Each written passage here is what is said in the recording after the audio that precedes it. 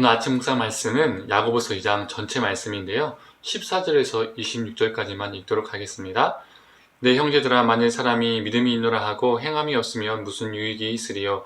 그 믿음이 능히 자기를 구원하겠느냐?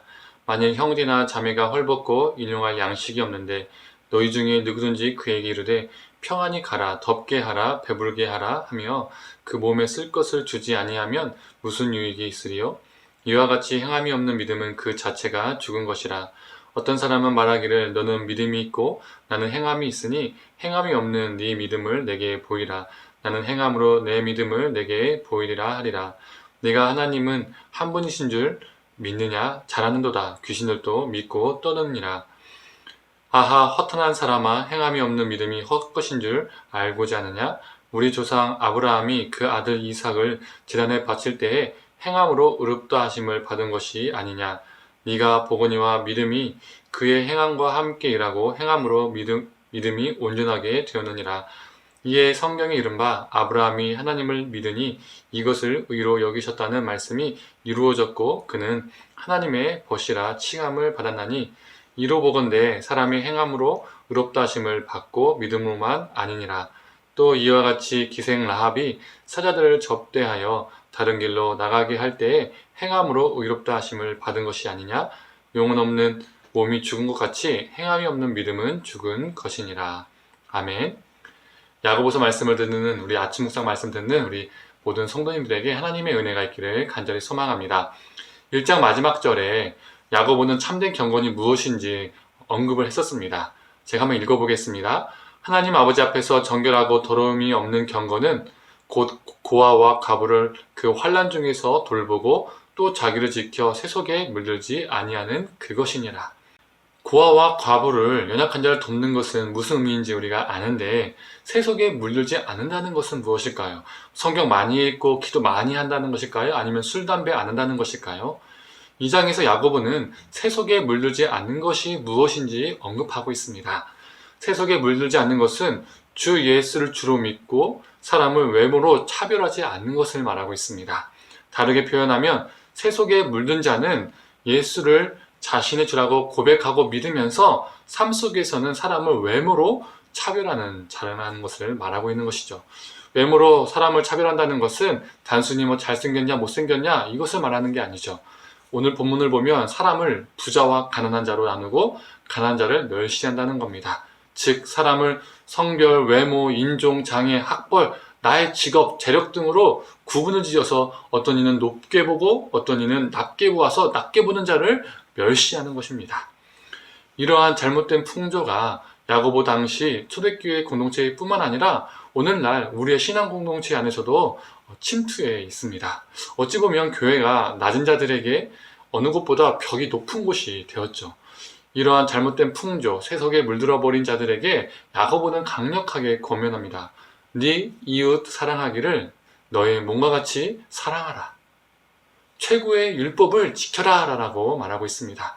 차별 없는 사랑을 하라라고 말하고 있는 것이죠.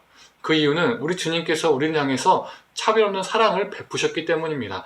부자라고 더 사랑해 주시고 가난한 자라고 해서 덜 사랑해 주시고 학벌과 재력이 더 좋은 자를 더 가까이 해 주시고 그렇지 못한 자는 멀리 하시는 분이 아니시기 때문이죠. 모든 차별은 어떠한 이유이건 부당한 것이고 미숙한 것이며 하나님이 원치 않으신 것이며 세속적인 것이며 불경건한 것입니다. 우리 삶과 신앙 가운데 차별의 벽이 있다면 허무는 인생이 되기를 간절히 소망합니다. 야고보는 14절부터는 또 다른 참된 경건인 약한 자를 돌보는 이야기를 하고 있습니다.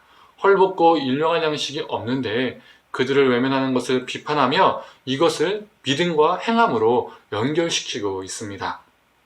즉 야고보는 믿음을 통한 삶을 이야기하고 있습니다. 야고보는 행위로 실천되지 않은 믿음은 죽은 믿음, 즉 무익하다라며 계속적으로 말하고 있습니다. 당시 세상은 헬레니즘의 영향 아래 있었습니다. 초대교회도 이 영향을 받을 수밖에 없었겠죠. 헬레니즘의 영향으로 인해서 인식적으로, 인지적으로 동의하는 것을 믿음으로 이해하는 사람들이 생겨나기 시작했었습니다.